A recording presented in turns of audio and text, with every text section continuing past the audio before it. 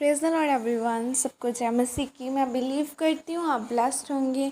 आपके घर आने आपके लोग और आप सभी ब्लेस्ड होंगे। और आओ मैं उस वचन को आप सभी लोगों के लिए पढ़ती हूँ, जो वचन हमें परमेश्वर के दास मेरी भविष्यवाणियों की पुस्तक में से परमेश्वर के दास अपोस्टल अंकुर यूसुफ निरूला जी द्वारा परमेश्वर की दासी पास्टर सोनिया यूसुफ निरूला जी द्वारा दिया जाता है। आओ मैं सामर्थ्य भरे और इस पवित्र वचन को मैं आप सभी लोगों के लिए पढ़ती हूँ।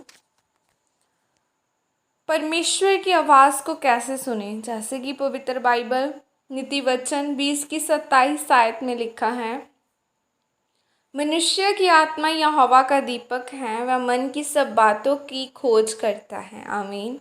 मेरे प्रिय, परमेश्वर की आवाज़ सुनने के लिए आपको पवित्र होना पड़ेगा और परमेश्वर के साथ समय गुजारना पड़ेगा। जिस तरह आपके शरीर को पता होता है कि आपने क्या खाना है, वचन में लिखा है कि परमेश्वर आपसे अपनी आत्मा के द्वारा बात करता है। जिस तरह आपका शरीर आपको बताता है उसी कि आपकी शुगर की मात्रा कम हो रही है, तभी आपका शरीर मांग करता है कि मैं मीठा खाऊं, चाय पीऊं और चीनी खाऊं।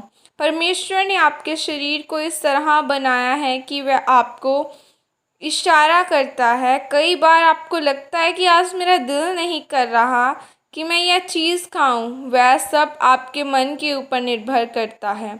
इसी तरह से परमेश्वर का आत्मा हमको बताता है कि ये काम नहीं करना है, इस रास्ते पर नहीं चलना है। और जब हम परमेश्वर के साथ समय व्यतीत करते हैं तो हम परमेश्वर की आत्मा की आवाज़ को सुन पाते हैं। मेरे प्रिय, परमेश्वर आपसे आपकी आत्मा के द्वारा बात करता है। अगर आप हर रोज़ पवित्रताई में, रोज़ प्रार्थना वचन में अपना समय परमेश्वर के साथ व्यतीत करते हैं तो परमेश्वर का आत्मा आपसे बात करना शुरू करता है कि आपकी प्रार्थना कम है, आपको और मेहनत करनी है। जैसे एक शुगर वाले व्यक्ति का कुछ मीठा खाने को दिल करे लेकिन उसे पचेगा नहीं, क्योंकि उसके शरीर की सहने की शक्ति नहीं है। उसका शरीर प्रतिदिन ढलना शुरू हो जाता है। उसी तरह एक विश्वासी जब परमेश्वर के साथ मेल मिलाप में, बाइबल पढ़ने में, प्रार्थना करने में और उपवास करने से परमेश्वर में संगति करना छोड़ देता है तो वो भी उसी शुगर के मरीज़ के जैसा हो जाता है। जब आपकी संगति और सहभागिता परमेश्वर के साथ छूट जाती है तब परमेश्वर आपसे बात करनी छोड़ देता है, आपका आत्मा आपकी अगुवाई करना छोड़ देता है।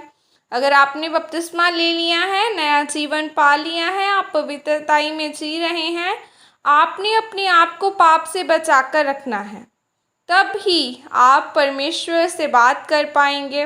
जिस तरह हम अब्राहम के बारे में पढ़ते हैं कि परमेश्वर ने उसे आवाज़ दी कि हे अब्राहम, अपने इकलौते पुत्र इसहाक को परमेश्वर के लिए बलि दे।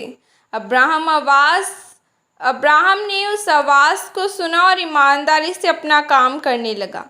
परमेश्वर की आवाज़ आप तभी सुन पाएंगे जब आपका आत्मा परमेश्वर के साथ जुड़ा हुआ होगा।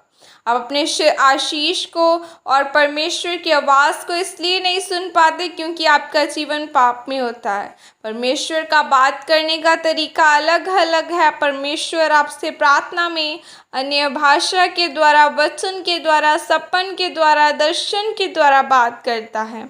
उसी तरह आपका आत्मा आपको बताएगा कि आप में क्या कमी है। आज विश्वासी सोने जैसा बनना चाहता है परंतु संसार की अभिलाषाओं से मुक्त नहीं हो पाते हैं।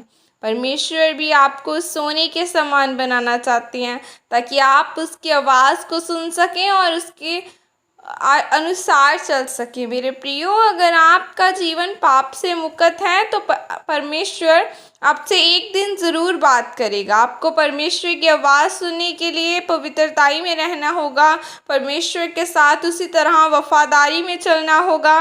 और जिस तरह परमेश्वर का दास अब्राहम चला, आपको संसार से अलग होना होगा। आपको अपनी हर एक कमी को निकालना होगा, वचन, उपवास, प्रार्थना करने का समय बढ़ाना होगा और परमेश्वर आपकी अगुवाई करेगा। आमीन। और यह प्रार्थना आपकी तरफ से की जाए। सर्वशक्तिमान परमेश्वर, इस वचन के लिए पिता मैं आपका धन्यवाद करती हूँ और परमेश्वर मैं प्रार्थना करती हूँ कि आपका अनुग्रह मुझ पर हो ताकि मैं भी आपकी आवाज़ को सुन सकूँ। प्रभु यीशु मसीह के सामर्थ्य नाम में मांगती हूँ, आमीन आमीन हालेलुया। आज आपको परमेश्वर से प्रार्थना करने की ज़रूरत है। जैसे हमारी बॉडी को खाने की ज़रूरत होती है इम्यूनिटी के लिए, सो उसी तरह हमारी स्पिरिचुअल लाइफ को भी ज़रूरत होती है प्रेयर की, फास्टिंग की और वचन की। और जब आप वचन पढ़ते हैं तो परमेश्वर का ज्ञान आपकी ज़िंदगी में आता है और ज़्यादा आशीष को लेते हैं। तो सोने से पहले मॉर्निंग उठकर बाइबल कहती 3 पहर प्रार्थना करो। सुलेमान ने अब सबसे बड़ी ब्लेसिंग को अपने सपने में लिया। सो प्रार्थना में बढ़कर प्रेयर करके खुदावन से मांगना है कि खुदावन मुझे आज तू दे।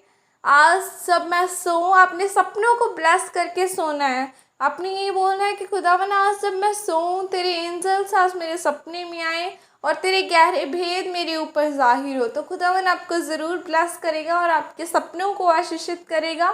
सो रात को सोने से पहले अपने आप को खुदावन के ब्लड में कवर करके सो। सुबह उठो, उसका धन्यवाद करो।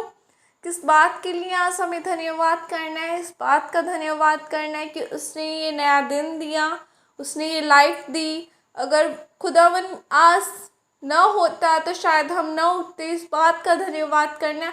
हर चीज़ के लिए जो आपके पास उसके लिए धन्यवाद करना है और जो नहीं है उसके लिए एडवांस में। सो खुदावन सचमुच आपको छुएगा और ब्लेस करेगा। God bless you all. Praise the Lord. जय मसीह।